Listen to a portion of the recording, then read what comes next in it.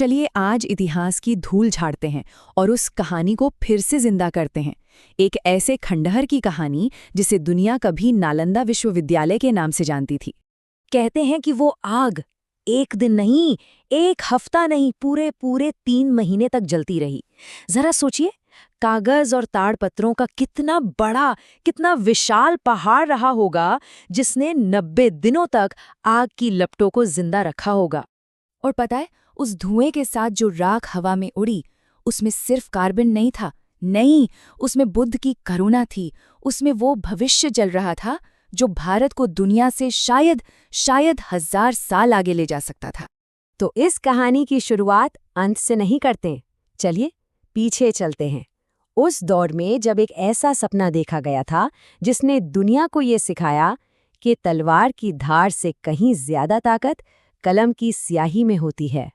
अच्छा, तो नालंदा को ठीक से समझने के लिए ना हमें आज के शोर-शराबे से निकलकर सीधा 5वीं सदी के भारत में चलना होगा।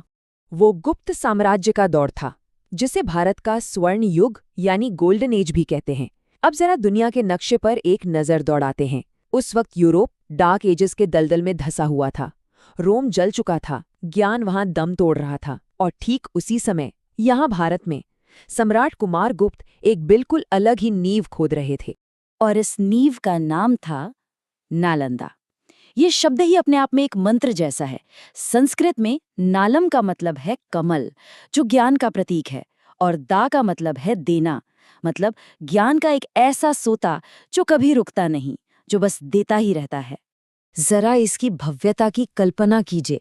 ये दुनिया की पहली फुली रेजिडेंशियल यूनिवर्सिटी थी जहां एक साथ 10,000 छात्र रहते थे।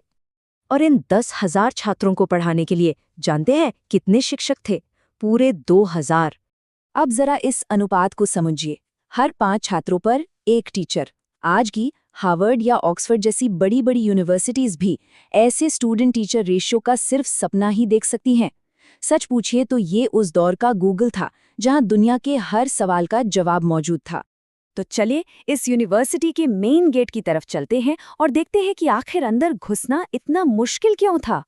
सोचिए, दुनिया के कोने कोने से हजारों मील पैदल चलकर छात्र यहाँ आते थे और लंबी लंबी कतारों में खड़े होते थे। लेकिन अंदर जाना बिल्कुल भी आसान नहीं था। एडमिशन के लिए सबसे पहले द्वारपाल को शास्त्रार्थ में यानी एक डिबेट में हराना पड़ता था। ये शायद इतिहास का सबसे मुश्किल एंट्रेंस एग्जाम था। जो मशहूर चीनी यात्री हुइनसांग थे, उन्होंने लिखा है कि 10 में से 7 या 8 छात्र तो इसी दरवाजे से निराश होकर वापस लौट जाते थे। सोचिए जरा उन स्टैंडर्ड्स के बारे में जहां रिजेक्शन रेट 80% था। लेकिन जो लोग उस दरवाजे को पार कर लेते थे, उनके लिए दीवार के उस पार एक बिल्कुल नई दुनिया इंतजार कर रही होती थी। वहां ना कोई जाति थी, न देश, ना ही कोई धर्म का भेदभाव। बाहर की दुनिया में वो कोई भी हो, उनकी हैसियत कुछ भी हो, यहाँ नालंदा के अंदर वो सब सिर्फ सत्य के साधक थे। पर कहते हैं ना, रोशनी जितनी तेज होती है, परछाई उतनी ही गहरी और काली होती है। नालंदा की ये शान, उसका ये निडर तर्क, सरहद के उस पार कुछ लोगों की आंखों में बुरी तरह खटक रहा था। और फिर कहानी एक ऐसा मोड़ लेती है। साल 1193 के आसपास तुर्की से आया एक हमलावर बख्तियार खिलजी बहुत बुरी तरह बीमार पड़ गया। उसके अपने शाही हकीमों ने, आप कह सकते हैं, एड़ी चोटी का जोर लगा दिया, लेकिन सब बेकार। तब किसी ने उसे सलाह दी कि नालंदा के आयुर्वेद डिपार्टमेंट के जो हेड हैं, आचार्य राहुल श्रीभद्र, उनको बुलाया जाए। बस ये सुनते ही खिलजी की आंखों में जैसे खून उतर आया। उसका अहंकार, उसकी ईगो हर्ट हो गई। उसने गुस्से में साफ इनकार कर दिया। लेकिन जब मौत का डर अहंकार से बड़ा हो गया तो उसने आचार्य को बुलवा भेजा, पर एक शर्त रखी। शर्त ये थी कि वो कोई दवाई नहीं खाएगा। आचार्य जी बस मुस्कुराए और कुछ दिन बाद एक कुरान लेकर वापस आए। उन्होंने खिलजी से कहा कि रोज इसके कुछ पन्ने पढ़िए, सब ठीक हो जाएगा। खिलजी ने पढ़ना शुरू किया और 1 हफ्ते में वो अपने पैरों पर खड़ा था। हुआ ये था कि आचार्य जी ने कुरान के पन्नों पर एक स्वादहीन, रंगहीन दवाई का लेप लगा दिया था।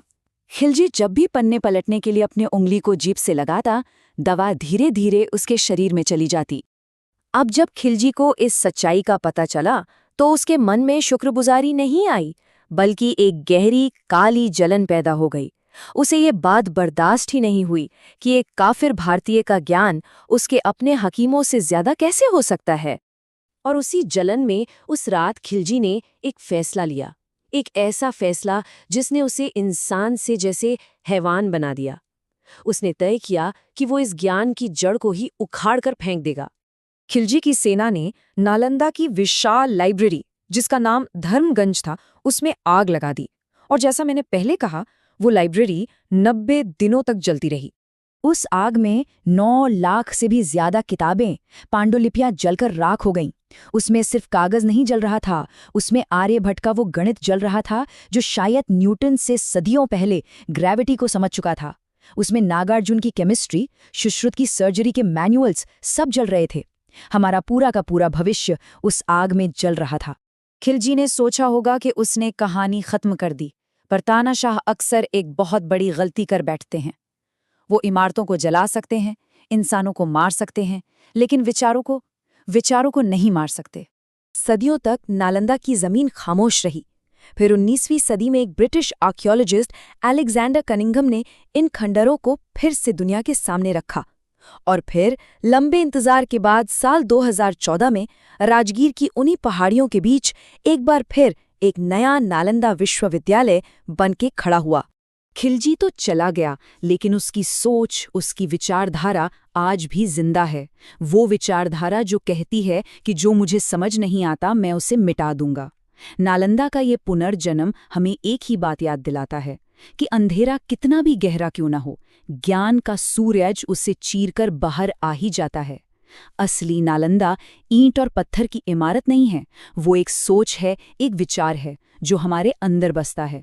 अब सवाल बस एक ही है, क्या हमने अपने अंदर उस नालंदा के दरवाजे खुले रखे हैं?